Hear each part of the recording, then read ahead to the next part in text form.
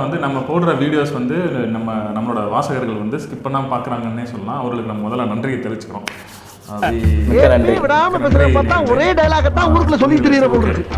நம்ம டாபிக் போவோம். இன்னைக்கு என்ன ஹாட் டாபிக்? இன்னைக்கு ஒரு சுவாரஸ்யமான ஒரு தலைப்பு வந்திருக்குது. எப்படின்னு கேட்டிங்கன்னா, திரு தங்கத்தமிழ்ச்செல்வன் தேனியின் நாடாளுமன்ற உறுப்பினர், முன்னாள் அண்ணா திராவிட முன்னேற்றக் கழகத்தின் சட்டமன்ற உறுப்பினர், அம்மா மக்கள் முன்னேற்றக் கழகத்தின் துணை பொதுச் செயலாளர், இப்பொழுது திராவிட முன்னேற்றக் கழகத்தின் சட்டமன்ற நாடாளுமன்ற உறுப்பினராக இருக்கிறார். ஆண்டிப்பட்டி எம்எல்ஏ, உசிலம்பட்டி எம்எல்ஏ வந்தார். ஆண்டிப்பட்டியில் இருந்தார். அம்மாவுக்காக விட்டு கொடுத்தாரு. ஆமாம் ஆமாம், தேர்தலுக்காக ராஜினாமா செஞ்சு அவர் செஞ்ச ஒரு மிகப்பெரிய நல்ல விஷயம்னா அது ஒன்று தான்.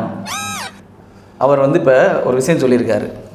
என்ன கைகிறவர்களே, இப்போ நம்ம கலக்கம் கணக்காப்பல பேச்சு வாக்கல அவர் வந்து அவரோட ஸ்லாங்கை விட்டு கொடுக்க மாட்டார்.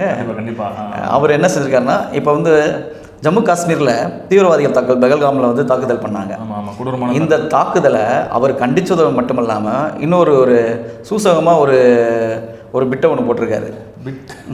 சொல்ல முடியாது நம்ம மக்களே.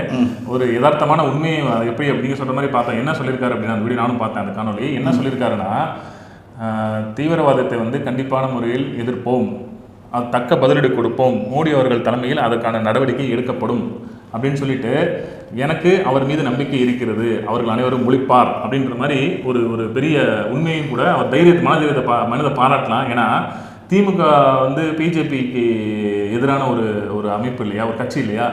தற்போது வரை அந்த மாதிரி ஒரு நிலைப்பாடு தான் நிலவி கொண்டு வந்திருக்குன்னு சொல்லலாம்.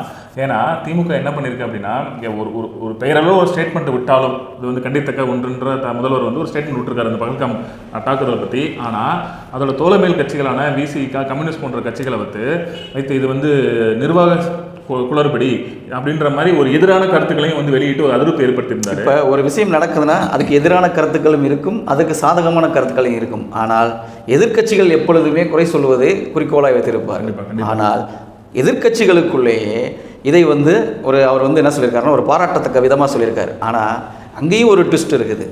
என்னன்னு கேட்டிங்கன்னா, இவர் வந்து ஒவ்வொரு கட்சியாக மாறி மாறி வந்திருக்கிறாரு. இப்போ இவர் மோடியை புகழ்றாருன்னா, சப்போஸ் டாடிக்கு ஏதாச்சும் பாதிப்பு வருமானு தெரில.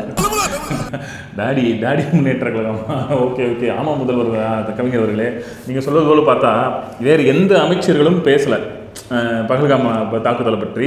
ஏன்னா முதல்வர் வந்து தாக்குதல் நடந்த அடுத்த நாளே ஒரு அறிக்கையை விட்டுறாரு, அதோட முடிஞ்சு போச்சு.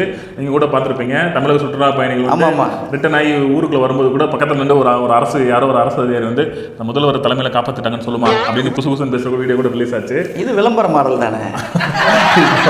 இது என்னன்னா, நான் சிந்திச்சு பார்த்தேன், ஏன் வந்து தங்கத்தமிழ்ச்செல்வன் அவர்கள் வந்து ஏன் வந்து இந்த ஸ்டேட்மெண்ட்டை சொல்கிறாரு அப்படின்னு பார்த்தோம் அப்படின்னா, அஸ்ஸாமில் ஒரு எம்எல்ஏ வந்து அந்த தாக்குதலுக்கு ஆதரவு பண்ணி ஒரு விஷயத்தை ட்வீட் பண்ணுறாரு. உடனே காவல்துறை தூக்கிட்டு கொண்டு போய் வச்சு ஒரு 3 நாளாக வச்சு செய்யுது. அந்த விஷயம் தலைமையில் வந்து போகுமா இல்லையா? ஆமாம், கண்டிப்பாக வரும்ல, வந்து போகும்ல. ஏன்னா அவர் பாணியில் சொல்லப்போனா ஆமாம் வரும்லப்பா, வந்து போகும்லப்பா. இந்நேரம் தலைவன் வந்து தலைமைகளுக்கு போயிடுவாப்புல, தெய்வமே நான் வந்து மன்னிச்சுக்கங்க தெரியாமல் என்னன்னு பொறுத்து இருந்து பார்ப்போம். கண்டிப்பாக நம்ம வந்து அடுத்த டாபிக் போகலாம்.